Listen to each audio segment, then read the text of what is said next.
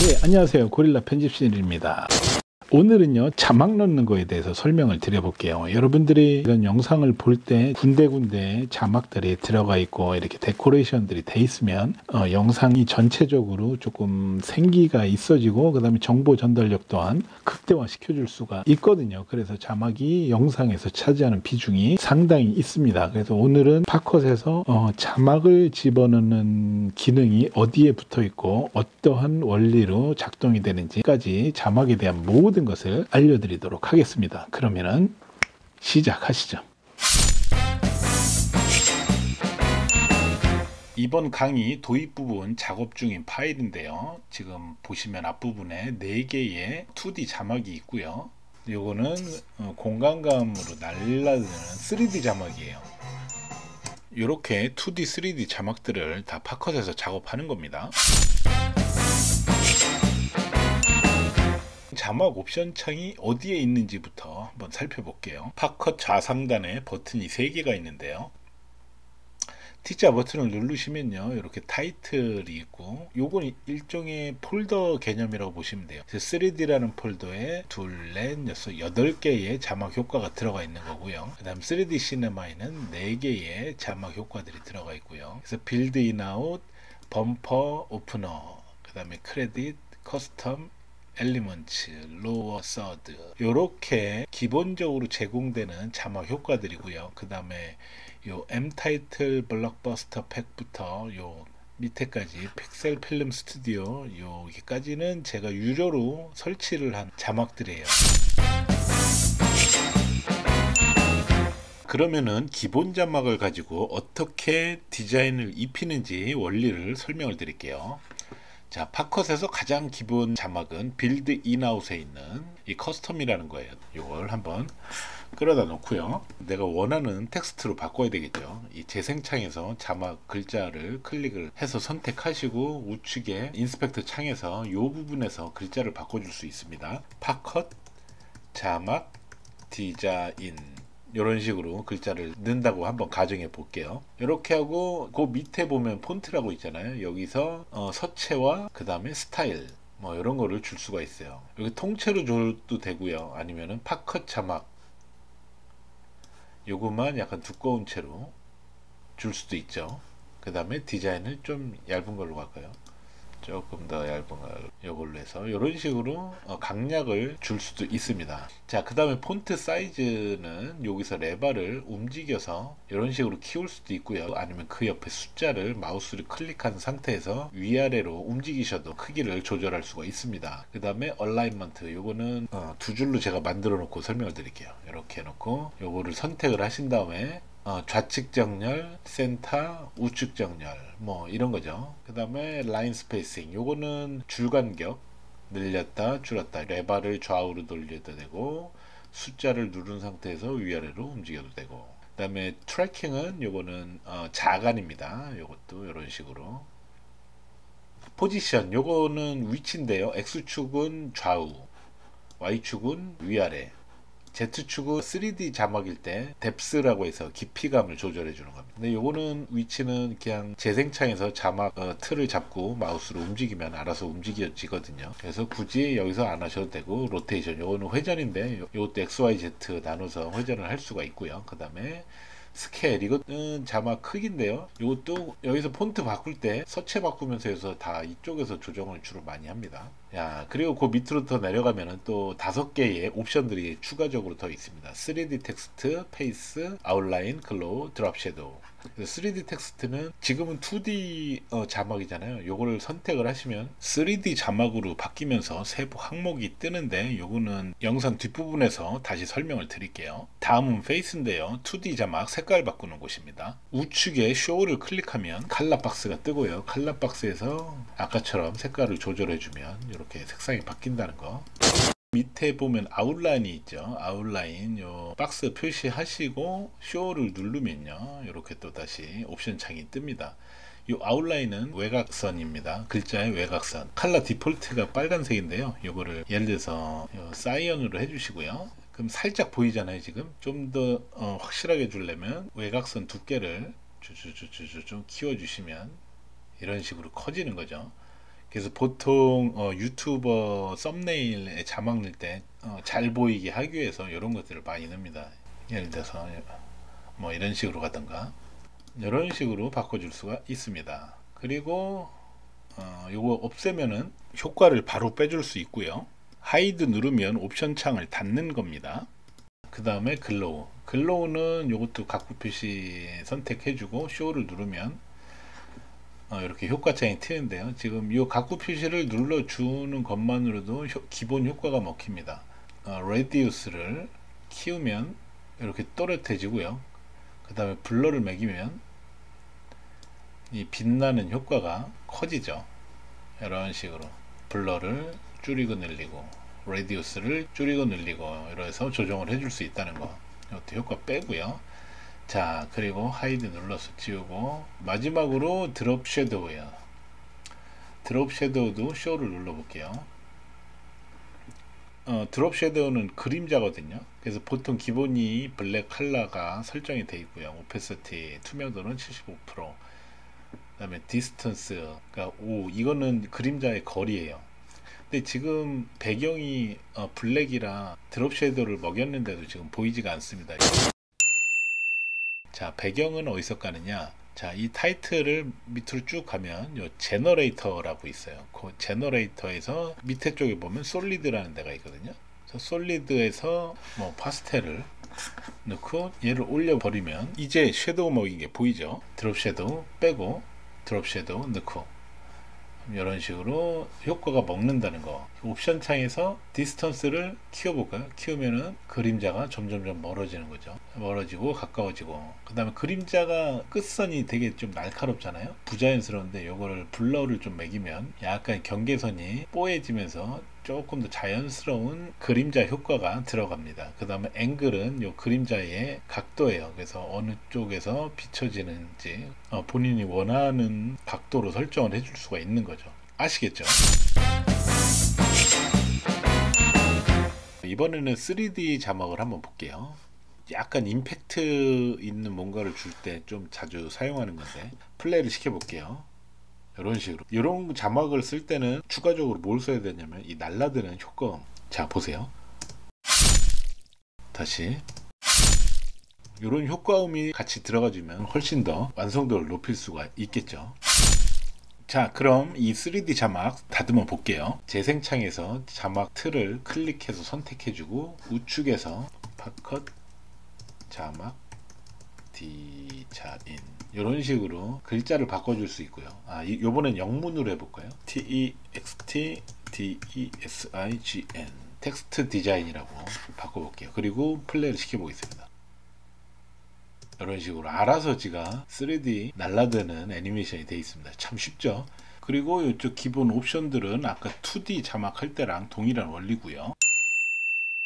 자, 밑으로 내려가서요. 이 부분이 3D 텍스트 관련된 옵션들인데 이해를 하셔야 됩니다. 자, 그럼 먼저 3D 텍스트부터 볼게요. 첫 번째, 요 뎁스는 두께를 말하는 거예요. 그래서 얘를 늘리면 글자의 두께가 늘었다 줄었다 하는 것을 볼 수 있을 거예요. 그 다음에 뎁스 디렉션, 요거는 이 옵션이 세 가지인데요. 자, 백워드는 뒤쪽으로 두꺼워지는 거, 그 다음에 포워드는 앞쪽으로 두꺼워지는 거겠죠. 그렇죠. 센터는 앞뒤로 늘어나겠죠. 요 차이 있다는 거 알아두시고요. 그 다음 웨이트는 이 글자의 이 폭을 말하는 거예요. 폭이 두꺼워지냐 얇아지냐 그거를 말하는 거고요. 그 다음에 프론트 엣지, 앞면에 모서리를 어떻게 할 거냐, 요 그림들이 있어요. 요 그림들을 보면서 이것도 한 번씩 옵션 값을 바꿔가면서 어떻게 변하는지를 한번 체크해 보시고요. 그 다음에 백 엣지는 뒷면 모서리를 말하는 거죠. 이것도 똑같은 원리고요. 인사이드 코너, 이것도 라운드로 할 거냐 뭐 스트레이트로 할 거냐, 이것도 살짝 틀립니다. 그래서 이 부분 옵션은 이렇게 작동한다는 원리를 이해하시면 되고요. 그 다음에 더 중요한 거, 이 머티리얼이라는 부분이에요. 지금은 이게 싱글이라는 걸로 선택이 돼 있어서 면이 하나로 그냥 다 통일돼 있어요. 그래서 이 상태에서 컬러를 바꾸면 그냥 한 방에 다 먹고요. 아니면 머티리얼의 소재를 뭘로 할 거냐, 콘크리트로 바꾸면 글자가 약간 콘크리트 느낌이 나고요. 패브릭으로 하면은 원단의 느낌이 나고요. 그 다음에 뭐 메탈 하면 쇠의 느낌, 플라스틱의 느낌, 그다음 뭐 돌의 느낌, 뭐 이런 식으로 바뀌어지는 거예요. 그런데 이 머티리얼의 싱글을 클릭해 보시면 멀티라고 또 있어요. 멀티로 바꾸면 면이 5개로 쪼개집니다. 자, 프론트 엣지, 그 다음에 사이드 옆면, 그 다음에 백 엣지 뒷면 모서리, 그 다음에 백 뒷면이에요. 요 바둑알처럼 생긴 거, 요 아이콘을 클릭하면은 아까처럼 머티리얼을 바꿀 수 있는 좀 더 디테일한 옵션 창이 뜹니다. 그래서 이 콘크리트도 아까처럼 하나가 아니고 하나, 둘, 셋, 넷, 다섯, 6가지의 콘크리트를 줄 수가 있어요. 요거를 선택하시면 앞면이 이런 식으로 바뀌는 거죠. 옆면하고 여기는 변동이 없습니다. 어떤 건지 아시겠죠? 그리고 요 하단에 보면은 체인이 풀어진 것 같은 이런 기호가 있어요. 그래서 예를 들어서 프론트를 선택을 하고 프론트 엣지에 요 깨진 체인을 클릭을 해주면 체인이 달라붙습니다. 이거는 무슨 의미냐면 2개의 면을 그룹핑으로 묶어서 옵션을 먹이면 2개 다 동일하게 들어갑니다. 예를 들어서 여기 칼라를 여기는 그냥 노란색으로 두고요. 보통 제가 좋아하는 게 요 백하고 백 엣지를 사이언, 요 색으로 넣는 걸 좋아해요. 옆면도 사이언으로 가야지. 제가 그냥 보통 좋아하는 스타일로 한번 보여드릴게요. 이런 식이에요. 이런 식 보이시죠? 이런 식으로 이렇게 해서 각 면을 세부적으로 옵션 값을 조정해 줄 수 있는 거예요. 아시겠죠? 여기서 만약에 질감을 좀 바꾼다, 예를 들어서 카페인트, 약간 광택이 나는 소재가 되겠죠. 카페인트면 이런 걸로 바꿀 수도 있고, 아니면 뭐 우드로 해서 로즈우드로 바꾸면 이런 식으로 보이시죠? 앞면하고 엣지가, 지금 엣지가 좀 표시가 잘 안 되는데, 왜냐면 프론트 엣지가 스퀘어라 엣지가 사실 없어요. 그래서 얘를 베벨로 한다 그러면 조금 티가 나겠죠. 보이시죠? 그리고 프론트 엣지 사이즈를 변하는 게 보이시죠? 이 수치가 올라갈수록 모서리 부분이 사이즈가 커집니다. 그래서 이런 식으로 간다는 거. 예를 들어서 이 체인을 끄시고요, 얘를 다른 걸로 만약에 준다, 플라스틱으로 해서 노란색으로 준다, 그럼 티가 또 확 나겠죠. 이게 보이시죠? 그래서 이런 식으로 디테일하게 면을 5등분을 해서 옵션 값을 줄 수 있는 게 바로 이 머티리얼 쪽이에요. 그래서 이 부분을 여러분들이 직접 한 번씩 눌러 보시면서 어떤 값이 적용됐을 때 어떤 식으로 변한다는 것을 감지하고 있어야 됩니다. 아시겠죠? 자, 다음은 재생창에 이 글자를 클릭해 선택을 해 보시면요, 2D하고는 다른 뭔가가 등장을 했습니다. 자, 일단 볼까요? 가운데 점이 있고 화살표가 위하고 옆에 이렇게 등장했잖아요. 이 옆에 있는 화살표를 마우스로 잡고 움직이면 좌우로 움직일 수가 있어요. 이동을 시킬 수가 있고요. 그 다음에 위쪽 화살표를 잡고 위아래로 움직이면 움직일 수가 있는 거죠. 이렇게 해서 위치를 이동을 할 수 있고, 동그란 거를 잡고 마우스를 위아래로 움직이시면요, 이거는 Z축이에요. 깊이감을 말하는 거죠. 그래서 세 방향에 대한 위치 값을 직관적으로 조정해 줄 수 있고요. 자, 다음은 요 세 개 원인데요, 이렇게 갖다 대면 변화가 생겨요. 이게 무슨 의미냐면은 요 위쪽에 있는 원은 위아래로 움직일 수 있다라는 직관적인 표시입니다. 이해되시죠? 이렇게 이게 3D 자막의 포스죠. 2D랑은 차원이 좀 다르죠. 그리고 왼쪽 거 원을 갖다 대면 이렇게 또 라인이 생깁니다. 이렇게 움직인다라는 거를 미리 보여주는 거죠. 그쵸? 뒷면하고 뒷면 엣지는 핑크, 이런 식으로 되고요. 그 다음에 오른쪽 원은 이런 식으로 움직이겠다라는 거예요. 보이시죠? 그래서 이렇게 3D 자막은 재생창에서 자막을 선택하면 이렇게 위치 값과 공간 값을 바꿔주는, 보다 쉽고 직관적으로 작업할 수 있게 도와준다는 점.